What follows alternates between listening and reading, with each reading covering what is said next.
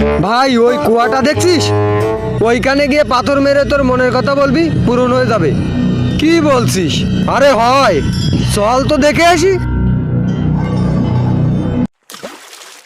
আরে কুয়ারাজ, বাইরে আসো আর আমার মনের আশা পূরণ করো।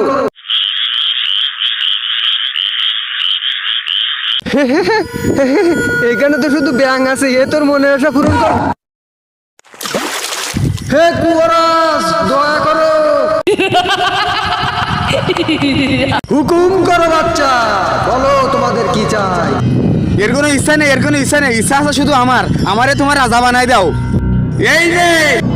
তার আগে যারা এই গরিব অসহায় মানুষদেরকে ভালোবাসো তারা একটু লাইক কমেন্ট করে যাও, আর যারা মা বাবাকে ভালোবাসো তারা চ্যানেলটি সাবস্ক্রাইব করে যাও, আর কমেন্ট বক্সে লিখে যাও আই লাভ ইউ মা বাবা। গিলি গিলি চুম ফুস।